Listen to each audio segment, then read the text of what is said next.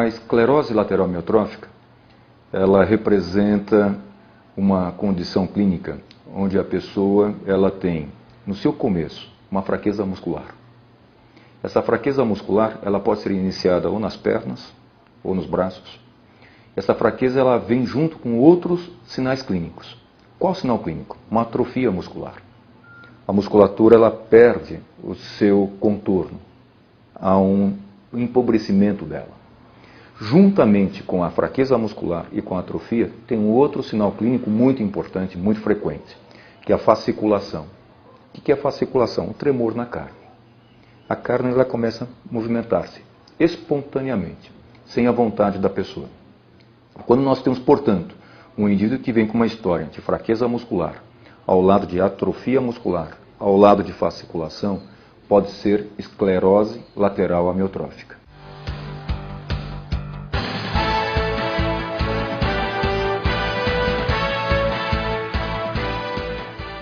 Três palavras: esclerose lateral amiotrófica. Elas estão dizendo o que representa a doença.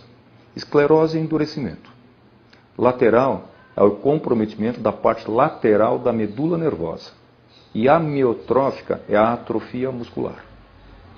O interessante em relação à esclerose lateral amiotrófica é que ela não tem nenhum exame clínico, nenhum exame subsidiário que vá dar de uma forma clássica, com certeza, o diagnóstico. Não tem. O interessante ainda em relação à esclerose lateral amiotrófica, dos primeiros sintomas ao diagnóstico são 12, 13 meses. Dos primeiros sintomas ao diagnóstico são 4 médicos em média. Portanto, uma pessoa que começa a apresentar um quadro de fraqueza muscular, qual que é o primeiro médico em geral que nós procuramos? É um ortopedista ou um clínico geral. Portanto, tanto o ortopedista como o clínico geral, como neurologistas, eles têm que estar atentos para esses sinais e esses sintomas que os indivíduos apresentam, porque pode ser esclerose lateral amiotrófica.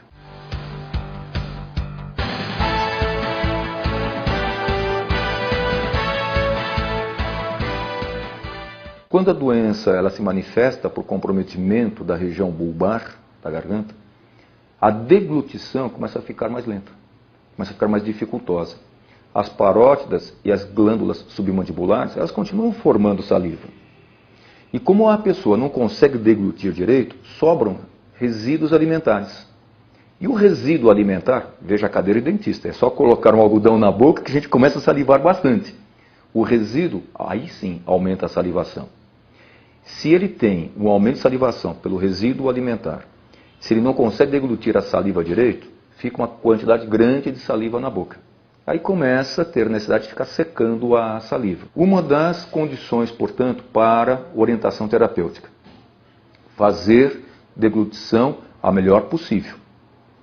Orientação de um fonoaudiólogo, orientação de um nutricionista, porque tem certos alimentos que são mais fáceis de serem mastigados e deglutidos. Tem que ter uma orientação médica. Existem possibilidades, portanto, de diminuirmos, aí sim, a fabricação de saliva. Nós temos alternativas terapêuticas. Existem medicamentos que, utilizados por via oral, eles fazem com que ocorra uma diminuição de saliva. Até medicamentos utilizados sob uma forma de esses emplastos cutâneos. Eles propiciam que a pessoa tenha uma produção diminuída de saliva.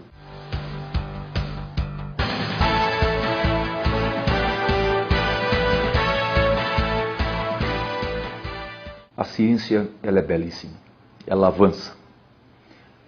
Quando nós vamos resolver esse problema, eu não sei, mas ele será resolvido.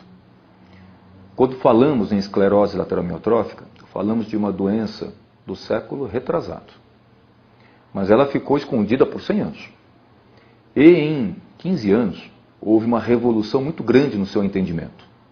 Nas causas envolvidas, nos fenômenos que podem acelerar o seu comprometimento, acelerar a manifestação clínica. Já conhecemos bastante bem esta forma de comprometimento. Do ponto de vista de causas, já temos um modelo animal, representa muito bem a esclerose lateral amiotrófica. Assim são feitas várias pesquisas em modelos animais E esses resultados têm trazido possibilidades terapêuticas. Dentre elas, no futuro próximo, acredito que nós conseguiremos reverter muito desse quadro de fraqueza muscular, ou até interromper a sua evolução também. Como? Célula-tronco, talvez. Mas mais próximo de nós, ao meu ver, é a terapia genética.